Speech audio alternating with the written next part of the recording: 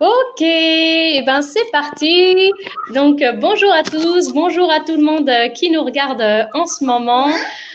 Donc je vous présente les guides qui sont avec nous. On fait partie d'un groupe de guides justement qui s'appelle Meet Your Tour Guide, un petit groupe de guides qu'on a créé récemment ces derniers mois dû à la situation justement du Covid-19 qui a rapproché un petit peu tous les guides parce qu'on s'est retrouvés tous sans travail.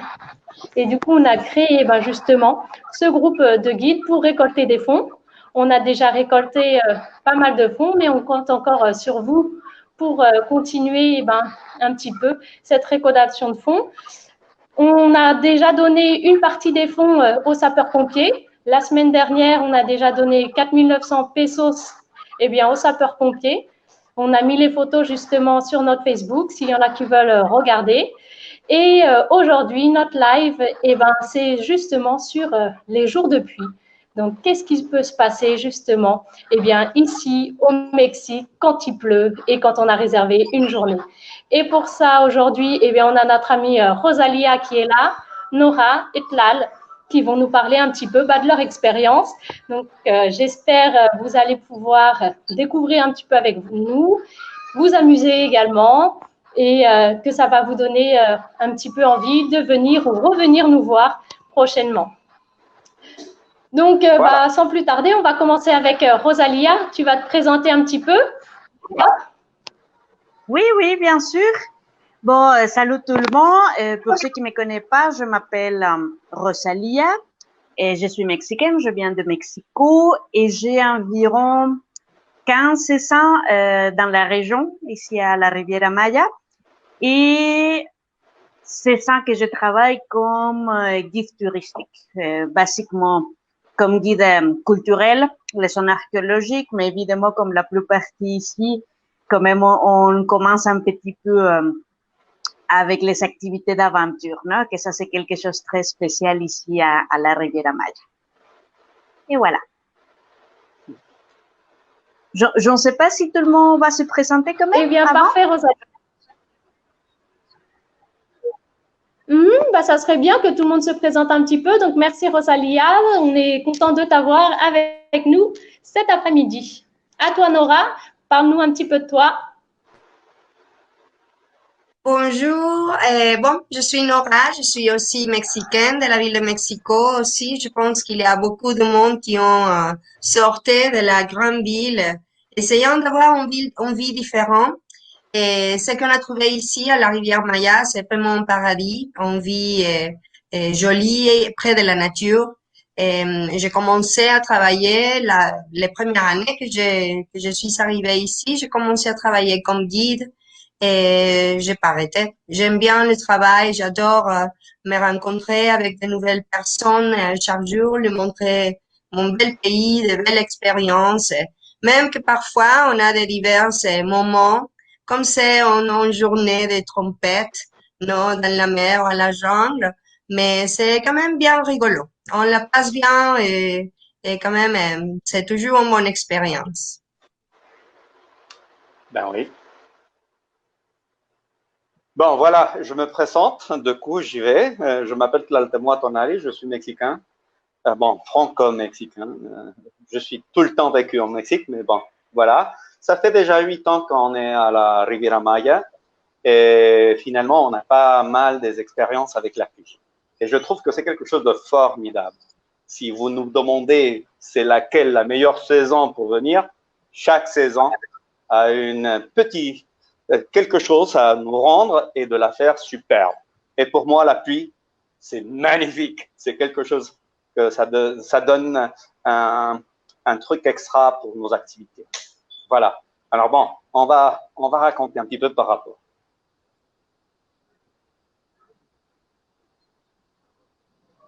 On commence? Je commence? Vous commenciez, Rosalia? Eh bien, parfait. Merci, Tlal. Et puis, je vais me présenter. Je vais peut-être me présenter avant de commencer. Voilà. Moi, c'est Aurélie. Pour ceux qui nous rejoignent, je suis française. Par contre, je vis au Mexique. Je vis au Mexique maintenant depuis 12 ans. Donc, ça fait quand même quelques petites années. Et ça fait maintenant plus de 8 ans, je suis guide sur la Riviera Maya. Et donc, j'ai travaillé pour diverses compagnies et maintenant, je suis davantage en freelance pour faire un petit peu plus comme ça, ce qui me plaît. Comme ça, je vais sur les sites archéologiques, à Sienkan, les réserves. Je sélectionne vraiment les tours préférés et comme ça, je peux vivre des moments justement incroyables, que ça soit sous la pluie, sous le soleil, avec justement les gens qui viennent nous rendre visite. Et donc, oui, on va commencer avec nos petites expériences. Et donc, je sens que Tlal, t'es motivé. Donc, c'est parti. Si tu veux commencer, on est avec toi. Ben voilà. Bon, mes amis, moi, surtout, je m'occupe d'une activité très particulière. On va visiter Si tu veux nous dire, Contoy. Tlal, ton expérience sous la pluie. Oui, bien sûr. Tu veux commencer? Oui, je commence, tout à fait. J'y suis. Alors bon, moi je m'occupe dans une activité que c'est surtout à une petite île, juste au nord, à la pointe de la péninsule de Yucatan. Et le seul moyen d'arriver, c'est par bateau, évidemment, c'est une île. Alors on en a un trajet de plus ou moins 50 minutes pour arriver dans l'île. Et bon, même si la météo c'est indiqué que tout va bien, ici dans le coin, surtout dans cette saison, ça peut arriver une énorme tempête. Juste comme ça. Dans quelques instants, on a une forte pluie et après de quelques instants, encore une fois, c'est complètement arrêté. Mais bon, on ne sait jamais exactement qu'est-ce qu'on peut attendre. C'est la saison de pluie, là tout de suite. On vient de commencer à retravailler un petit peu. Là tout de suite, l'île elle est fermée parce que à cause de la situation qu'on a avec la pandémie, on ne peut pas y aller dans l'île. Mais on a le requin baleine, que c'est aussi une activité formidable. C'est encore dans la mer. Moi, je suis quelqu'un de plus de l'eau, de y être dans les cénotes ou bien dans la mer. Alors, on a déjà travaillé quelques jours à la mer et ça a été quelque chose de spécial. Qu'est-ce que je peux vous dire? Je veux bien, juste avant de commencer avec mon petite histoire de la pluie, de vous dire, de faire une petite réflexion. On est arrêté cette planète pendant presque 4 mois, 5 mois pour quelques-uns. Et j'ai vu déjà quelques changements de la nature. Je peux vous dire que sans humains, ça devient mieux la nature. Ça veut dire qu'on peut apprendre par rapport et commencer à faire nos activités dans un moyen beaucoup plus respectueux pour avoir un joli environnement, pas juste ici, n'importe où de la planète. On devrait faire quelque chose tout le monde et devenir, devenir un petit peu plus appartenir à la planète, non? Toutes les autres individus, tous les insectes, toutes les plantes, tous les animaux font quelque chose pour la planète. Et il y a juste quelqu'un qui fait rien pour la planète. Et c'est nous-mêmes. Alors, c'est le moment de commencer à prendre un petit peu de l'esprit, et de commencer à travailler sur nous-mêmes, de voir qu'est-ce qu'on peut faire pour aider un petit peu plus, et d'avoir cette merveilleuse planète, cet jardin merveilleux et profiter le mieux possible. Bon, par rapport à nos activités, oui, ça fait déjà 8 ans et on en a eu pas mal des situations de tempête. La situation de tempête la plus forte que j'ai eue, j'ai eu 2, mais on va vous raconter une par rapport à Contoy. Ça a été un jour, la journée à Contoy, c'était déjà fini. Normalement, on en a 3 heures pour se détendre, pour manger à l'île. C'est les marins qui cuisinent un délicieux poisson grillé, de guacamole, de la sauce piquante, etc. Et c'est super sympa. Alors, c'est limité à la quantité de personnes et c'est très, très sympa. La journée, jusqu'à ce moment, c'était très bien. On a pris le bateau pour revenir à Cancun. Bon, on passe à Isla Mujeres. Et juste en sortant, une énorme tempête commence à nous tomber sur la tête. Mais vraiment quelque chose d'incroyable. On n'en voyait rien, mais vraiment, vraiment rien. Et une fois que ça commence la tempête, même si la mer elle était calme, ça commence à se sacuer un petit peu et ça devient un petit peu des vagues. Nous, on navigue entre la barrière de corail et la terre même. Ça veut dire, on n'a pas une grosse profondité et on n'en a pas des grosses vagues. Mais quand même, c'était amusant. On a eu tous un petit peu de peur. Bon, finalement, J'ai eu d'utiliser même mon portable pour l'utiliser comme une espèce de GPS avec le capitaine et guider les bateaux à l'arrière pour pouvoir arriver jusqu'à l'île aux femmes. Et c'est quelque chose de fou parce qu'une fois qu'on est arrivé à l'île aux femmes, le ciel a devenu complètement bleu et c'était merveilleux. L'île aux femmes, Isla Mujeres, on dirait que ça a été nettoyé pour nous. On est arrivé avec une île complètement nettoyée, lavée, et c'était frais, c'était sympa. Alors bon, la journée a eu de finir normalement. Au lieu de faire 45 minutes, 50 minutes pour le retour, on en a eu de faire 1h20 plus ou moins, avec beaucoup de SAQ. Oui, mais tout le monde, on s'est bien amusé et je crois que tout le monde qui a été dans cette jour-là, on a des belles expériences, on a des belles mémoires par rapport à la nature, comme il change, comment ça se passe les choses. Voilà, c'est un petit fou qui vous parle, c'est l'expérience, vous m'avez déjà connu, je suis très passionné pour la nature et bon, je laisse quelqu'un d'autre raconter ses histoires. Eh bien, merci Claire pour ton histoire, pour ton expérience. Justement, oui, la nature, c'est super important. Et ce qui est important, justement, c'est comme tu l'as dit, bah, peu importe ce qui peut arriver, eh ben, les gens qui étaient avec toi, ils ont une super expérience. Ils sont repartis avec plein de souvenirs, plein la tête. Et bah, c'est ce qui compte d'une journée. C'est ce qui, justement que les gens viennent chercher d'une journée avec toi. Donc, parfait, mission accomplie. Je veux ajouter quelque chose. À mon avis, la vie, c'est une énorme aventure. Une aventure que ça commence à la naissance. Et ça finit, bon, ben, c'est fini.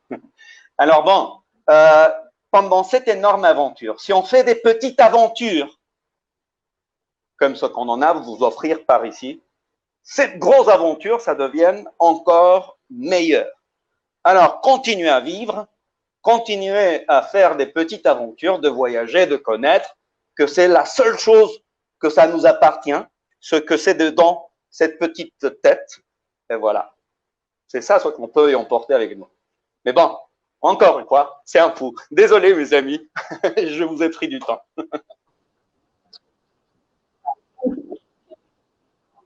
Non, merci bien. Et comme tu as également dit, ben, on garde tout dans la tête. Et comme tu l'as dit, faut faire attention aussi à la nature. Faut faire toutes ces belles expériences en respectant justement la nature qui nous entoure pour justement avoir une continuité et pouvoir tout le temps plus profiter, eh bien, que ce soit nous, les générations futures, eh bien, de cette belle nature qui nous entoure et de cette belle île comme tu nous as parlé en ce moment. Eh bien, merci. Et on va continuer avec une nouvelle histoire. Qui c'est qui continue, les filles? À vous? Qui c'est qui veut continuer? Nora, Rosalia, c'est parti? C'est parti pour Nora. OK. Bueno, bon, comme je disais avant, je suis mexicaine, je travaille comme guide, ça fait très très longtemps. Alors, on a la chance d'avoir beaucoup d'expériences différentes avec des groupes très divers. Et je me souviens spécifiquement d'un jour de tempête à Coba. Coba, ça peut être vraiment une expérience inoubliable avec la pluie. Coba se trouve un peu plus au sud de Playa del Carmen, vers la jungle. Alors là, on trouve une jungle un peu plus haut. Et le site de Coba, il y a un trajet de 2 kilomètres qu'on peut faire à pied pour arriver au bâtiment plus important de la ville. C'est Nochotmul. Et c'est le bâtiment plus haut de la péninsule de Yucatan, déjà. Alors, on était ce jour-là avec un groupe. C'était une journée vraiment jolie. Le soleil c'était à pleine. On était le matin dans son ville maya en faisant des rappels vers son grotte. On a fait des tyroliennes, traversant la jungle, des promenades à la jungle incroyables. Et vraiment, les gens étaient super contents. Après la visite de la ville, on était en trajet d'aller à Coba. Alors, on était bien, ça se voyait déjà que la pluie peut arriver bientôt, mais on était tranquille, on était en confiance, non? Et Je dis, bon, laissez juste ce que ça vous emporte. Probablement, on aura la pluie dans les sites, mais ça va quand même. Non, laissez quelque chose sèche aux camionnettes comme ça et vous avez quelque chose plus tard pour vous garder. Non, et sèche. Alors, on est très super motivés pour aller à la jungle parce que tous les groupes avaient monté jusqu'au nord de Norochmoul. La vue de là-bas, c'est incroyable on est sur les canopies de la jungle. Alors, c'est vraiment joli d'avoir l'expérience quand on voit en fait la tempête qui arrive, quand on voit littéralement les nuages noirs, comment ils s'approchent, les vents commencent à souffler partout, les canopies des arbres se bougent dans les directions différentes. C'est vraiment une expérience unique. Mais quand tout de suite, ça commence vraiment à tomber sur toi, au nord d'un bâtiment si haut, c'est vraiment une expérience vraiment spéciale. Ça n'a pas duré longtemps et on était content de ça, car vraiment, on était un peu inquiétés, ou non? Mais quand même, ça passait vite. Et ça soufflait fort les vents, alors ça bougeait les nuages. Mais bon, les groupes, c'était super contents. Ça donne vraiment, c'est vrai, ce que Tlal disait. Et chaque expérience, c'est unique et ça nous donne vraiment des sentiments différents. Et quand on a la chance vraiment d'avoir une journée avec une expérience de la nature dehors de notre zone de confort, non, ça peut nous donner vraiment des expériences uniques. Non, vraiment, la jungle, ça a beaucoup de pouvoir. Et bon, en tempête, c'est le pouvoir à plein. Non, alors la combinaison, les paysages, l'esprit des gens qui étaient super motivés, qui en a bien profité de l'expérience, ça fait vraiment des expériences plus jolies de moi et ici en travaillant comme guide, je pense. Même que j'ai eu beaucoup d'expériences, mais ça fait plaisir vraiment la pluie. Je vous conseille quand même. Et ici, le climat, ça peut changer toujours. On ne sait jamais vraiment, même si c'est l'été, que c'est l'hiver, que c'est le printemps, ça peut arriver d'avoir la pluie juste tout de suite. Alors, toujours les préparer. Prenez toujours des changements de vêtements et des chaussures qu'on peut changer et bon, profiter de la pluie, de l'expérience. C'est toujours bien, ça se passe bien.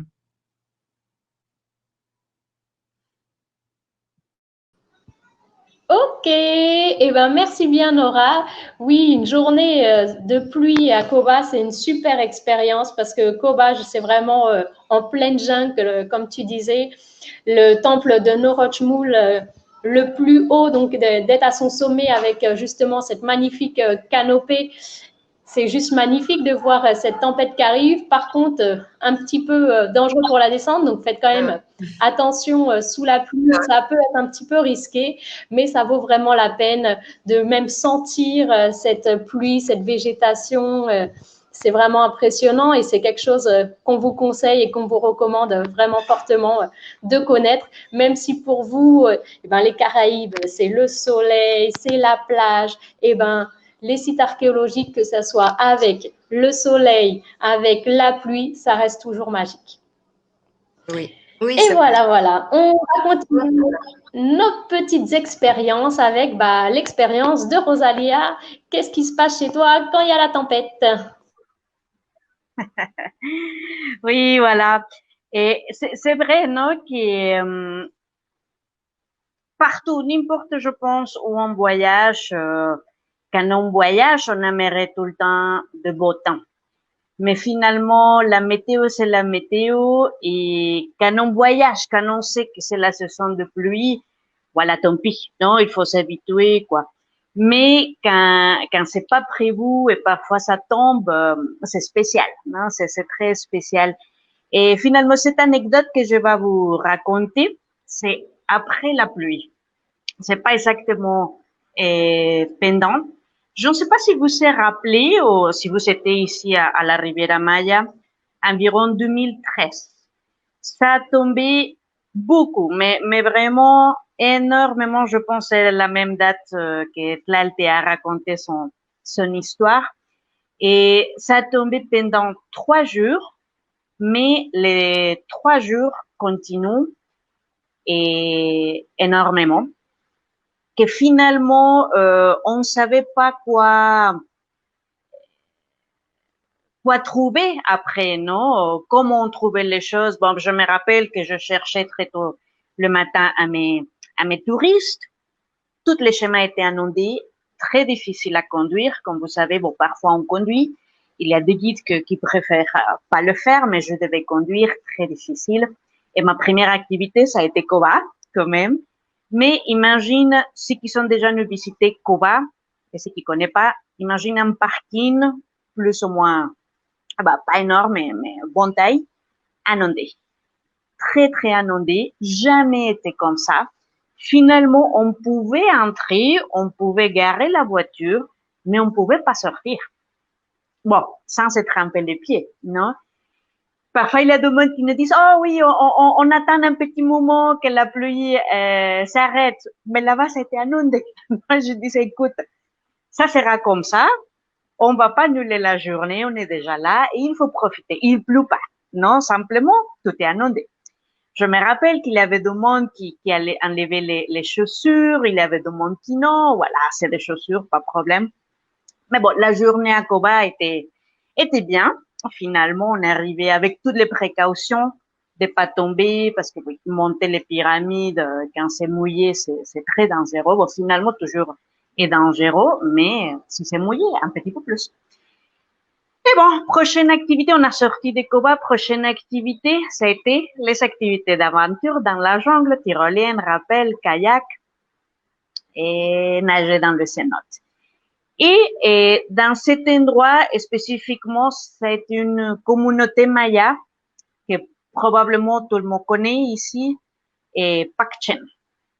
Cette communauté maya, spécialement à Pakchen, et bon, dans toute la péninsule, il y a une belle lagune. Et comme vous savez, ici, c'est très difficile à trouver des lagunes à cause de la pierre calcaire, non? Tout filtre. Et comme ça filtre quand même, à trouver d'inondation, c'est énormément difficile, ça filtre très, très vite, non? Imagine la quantité d'eau qui a tombé. La communauté de Pakchen se trouve à côté de l'eau, mais quand même quelque chose de très spécial de cette communauté, c'est qu'il y a des petites collines. Non? La lagune se trouve à un bassin, et après il faut s'introduire dans la jungle pour monter un petit peu, pour faire le cénote, le rappel et la tyrolienne. La seule activité qu'on faisait dans la lagune, c'était le canoë, non, le kayak. Et bon, on a commencé, c'est préparé, et normalement, on explique comme cette activité dans l'eau où on va nager, quoi, et on demandait aux clients d'être simplement qu'avec les maillots de bain, tout le monde était comme ça, évidemment chaussures. Et il y avait des monde qui me demandait, on enlève quand même les chaussures. Et je disais non, parce qu'ici, c'est la vraie jungle. Non, Koba, c'est déjà un petit peu aménagé. Ça va, tranquille, il y a des petites pierres, mais on peut marcher sans chaussures. Pakchen, non, parce que c'est la vraie jungle. Il y a plein de pierres, plein de cailloux. Je disais non, tant pis. On va mouiller les chaussures, mais c'est des chaussures. Et plus tard, on peut acheter d'autres. Non, pas de problème. On arrive vers la lagune. La lagune était débordée.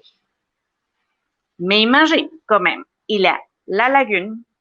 À côté de la lagune, il y avait un chemin, le seul chemin pour aller au reste des activités. OK? Et après le chemin, il y a la jungle. Et quand même, pour ceux qui ne connaissent pas la jungle ici à la Riviera Maya ou à la péninsule de Yucatan, c'est très dense. On peut aller en marche et après c'est pas possible. Non, même si on amène une machette, c'est pas possible, non? Et finalement, ça a été le seul chemin inondé, mais pas comme à Koba, comme je vous avais dit, pas que les pieds. Là, vraiment, l'eau arrivait jusqu'à la hanche. Imagine, non? Et bon, et en plus, je suis petite. Les Mexicains, on est petits. Non, j'avais des Québécois, j'avais des Européens plus hauts, peut-être jusqu'à les genoux, là, je ne sais pas, mais à moi, c'était jusqu'à l'ange. Et bon, allez, on va commencer, c'est l'aventure finalement, j'expliquais à mes clients, c'est l'aventure, on va le faire comme ça de toute façon, on va se mouiller, on va nager, il faut profiter. Et quand même, j'expliquais, bon, il faut bien me suivre, un après l'autre, comme une ligne d'éléphant, parce qu'il y a beaucoup de pierres. Et j'aimerais pas avoir d'accident aujourd'hui. OK? Voilà, tout le monde commençait à me suivre. Et en plus, il faut savoir que c'est un petit schéma, probablement 5 mètres qu'il faut marcher pour arriver à la partie qui commence à monter et voilà, pas d'eau. Et il y avait une dame qui me demandait, eh, Rosalia, mais est-ce que c'est pas dangereux? Je disais, non, mais c'est pas dangereux, non, c'est simplement un ondé, non? Non, oui, mais il n'y a pas de bestiole. Je dis, écoute, quelle bestiole dans l'eau, non? Ah, est-ce qu'il n'y a pas de serpent? Non, il n'y a pas de serpent dans l'eau. En plus, je disais, non, les serpents cherchent le chaleur. Ils cherchent pas l'eau, ils vont pas aller dans l'eau, non? Je dis, non, tranquille. On va survécu la jungle, hein. Et on commençait à marcher. Mais tout de suite, je finissais de dire ça. Je commençais à penser, qu'est-ce qu'il y a dans la lagune de Pacchen? Si vous voulez ouvrir votre microphone pour dire à tout le monde qu'est-ce qu'il y a dans la lagune, Noah, Early. Des crocodiles. Exactement, Oh, il y a des crocodiles. Évidemment, j'ai rien dit. Ça a été que dans ma tête, mais comme vous savez, mon Dieu, les humains, on est un petit peu bizarre, hein? Nos pensées, notre cerveau peut faire des histoires énormément jolies, mais quand même, on peut créer des histoires d'horreur. Et moi, je commençais à penser, tabernacle, il y a des crocodiles. Qu'est-ce qui se passe? Comme c'est un ondé, je ne sais pas s'ils peuvent plus s'approcher à nous, s'ils sont cachés. L'eau était trouble, finalement. Et je me disais, mais s'ils me mordent, s'ils mordent à mes clients, qu'est-ce que je vais faire? Je peux pas courir, je peux pas nager non plus. J'avais pas un bateau, quelque chose dans la main. Mon Dieu, et je commençais à devenir très nerveux, très stressé. Et finalement, comme je vous avais dit, c'est 100 mètres. Non, mais toutes ces histoires horribles commençaient dans ma tête. Je disais, non, Rosalia, écoute, tu es la guide et tu peux pas montrer que tu as peur. Tu peux pas casser toute l'ambiance jolie d'aventure avec les clients. Tu vas pas trouver des crocodiles, ils sont très loin de toi et allez-y, on continue l'aventure. Et oui, finalement, on est arrivé à l'endroit où il n'y avait pas d'eau. On a bien fini toutes les activités. Pour retourner, on devait passer par le même chemin. Mais heureusement pour moi, pas pour les clients parce que je n'ai rien dit. Et on faisait le kayak, le canot pour retourner. Non, tout de suite, on commençait l'eau. Voilà, on a pris les canots. Mais finalement, c'est pour dire que parfois, comme guide, oui, c'est vrai qu'on sait beaucoup de choses, mais on est humain. Et quand même, parfois, il y a des choses qui nous fait peur, mais et on sait quoi faire finalement. Oui, un petit peu stressé, mais toujours. Et on a beaucoup d'entraînement, beaucoup d'informations. Si quelque chose arrive, on sait à qui appeler ou quoi faire, non? Et c'est des choses qui quand même, c'est très important dans des endroits qu'on ne connaît pas, de toujours engager un guide, non? Parce que on sait quoi faire, finalement. Quand on y va toute seule, et si jamais on parle pas espagnol, et dans la région, dans beaucoup de communautés mayas, ils parlent que maya. Et finalement, nous, on sait se débrouiller. On peut pas dire qu'on parle 100% maya, mais on sait se débrouiller. Mais quelqu'un comme vous qui parlez français ou d'autres nationalités, je pense que la meilleure chose, c'est toujours nous appeler comme guide et faire confiance à nous quand même.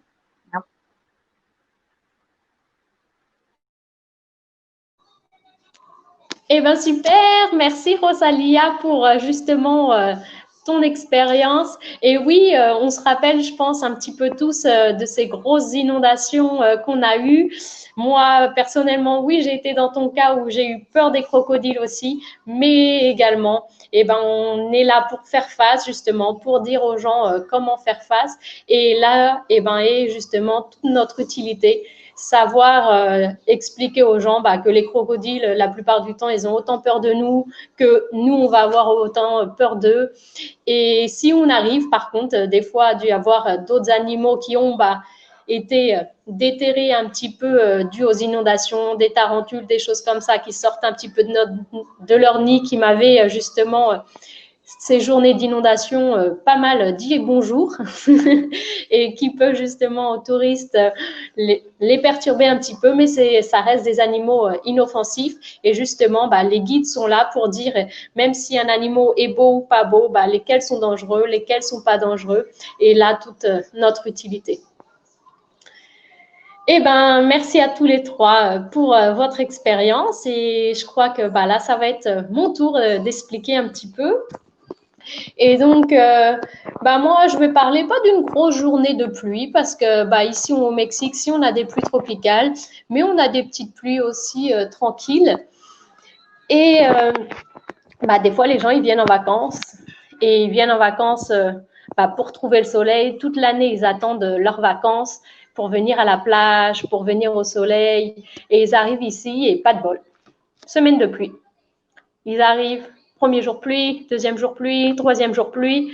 Et donc, quand c'est comme ça, les nerfs sont un petit peu là. Ils ne sont pas très heureux d'être ici. Et c'est là où justement, et aussi notre travail, c'est justement, même ces semaines-là, quand ils prennent une excursion, qu'ils viennent découvrir avec nous, faire oublier un petit peu ces petites gouttes de pluie et faire vraiment découvrir le Mexique sous le meilleur jour.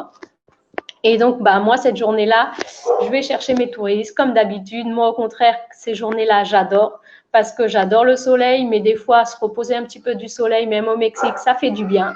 Donc, des journées avec un petit peu de nuages, nous, en tant que guide, on est heureux.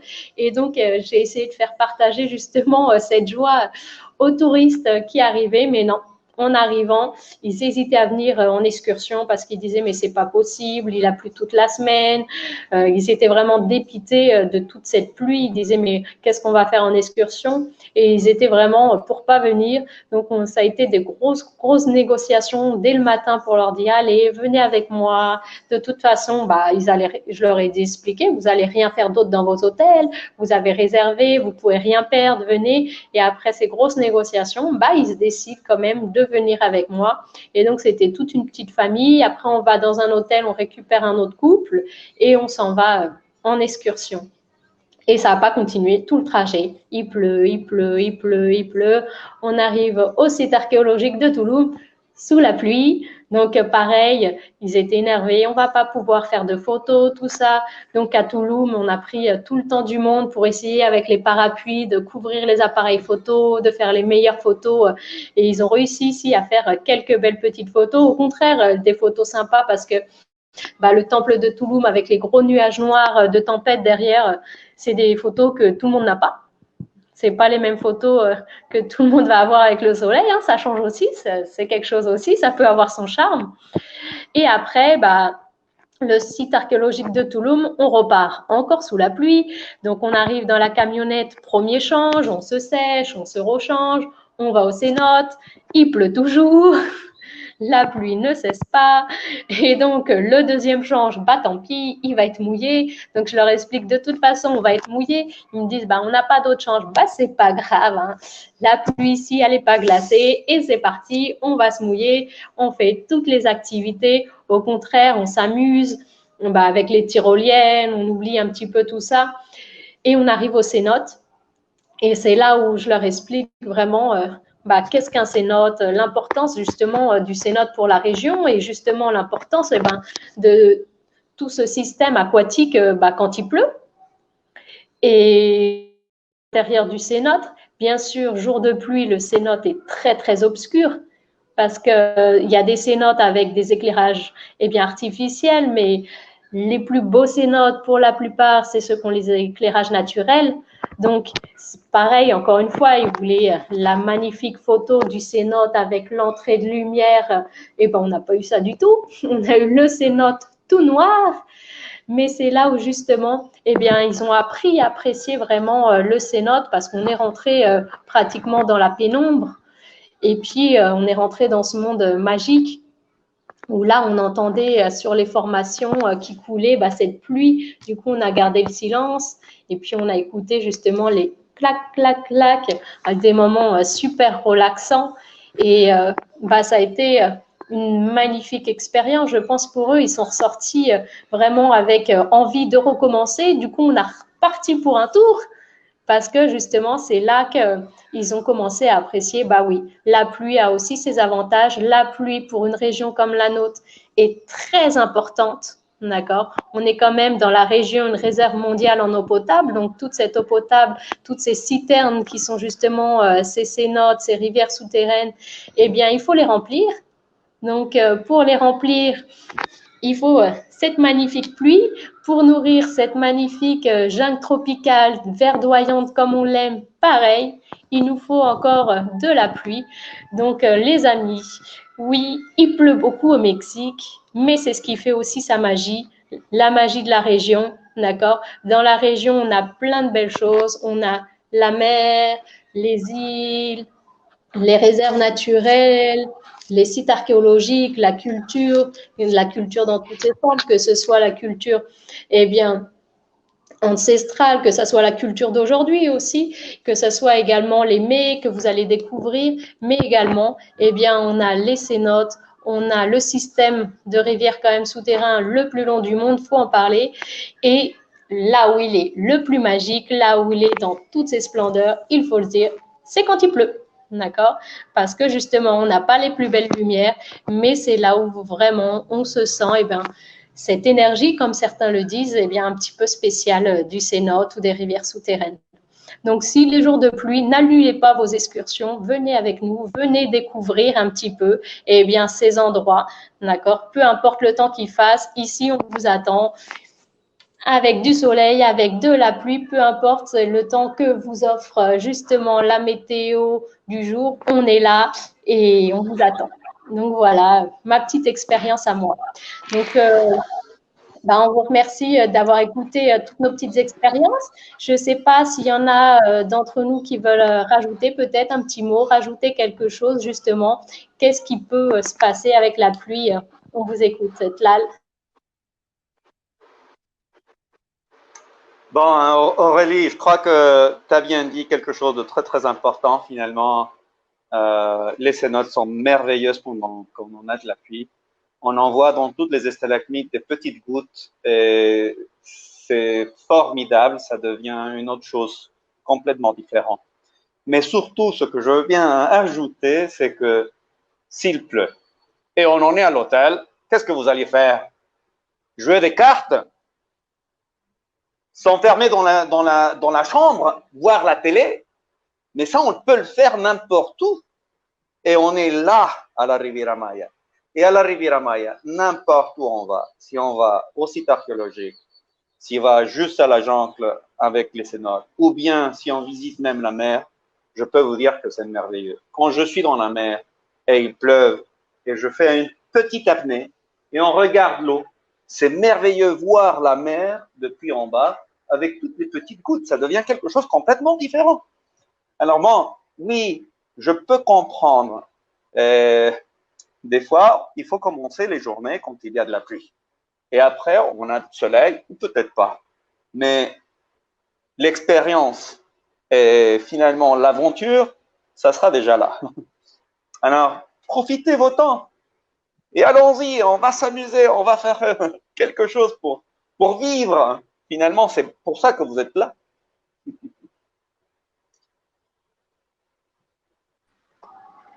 Eh bien, vas-y Nora, tu voulais nous dire? Désolé Aurélie. Et oui, exactement, non? Et je pense quand même que beaucoup ont fait relation à où on habite, non, chez nous. Et la plupart du monde qui nous visite, soit bien les francophones, non, bien d'Europe, de la France, de Belgique, de la Suisse et sinon du Canada. Et c'est des endroits très froids. Finalement, ici, quand il pleut, c'est pas froid. Non, c'est chaud. C'est quelque chose quand même d'une manière agréable, quand même passer la journée. Oui, on va se mouiller, mais finalement, c'est quand même, encore fois, je répète, engager un guide, on va vous donner des tips, des petites informations de quoi amener quand même, de prévoir. Vous, si c'est la saison de pluie, où il y a le risque que ça va tomber, d'amener un changement de vêtements, d'amener un changement de chaussures, de choses comme ça, pour que finalement, à la retour à l'hôtel, on soit sèche, non, et que soit confortable et évidemment pas tomber malade, non. Mais oui, non, c'est incroyable la pluie.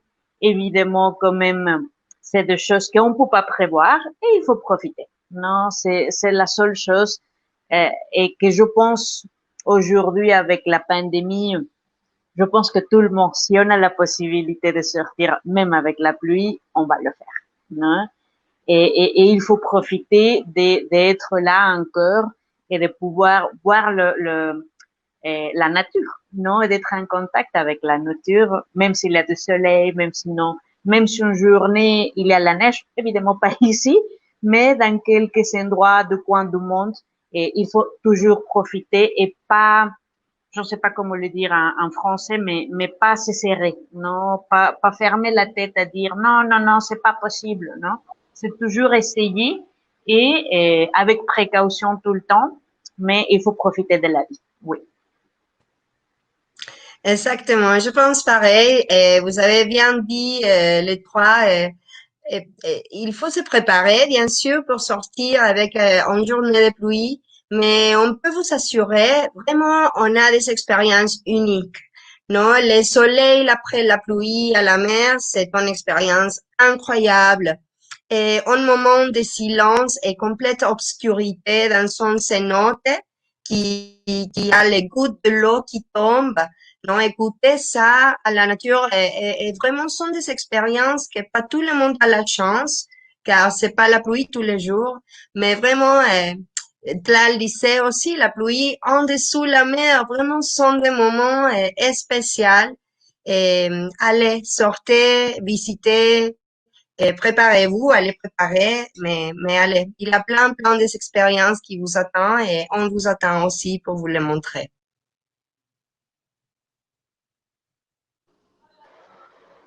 Eh En bien, plus, merci.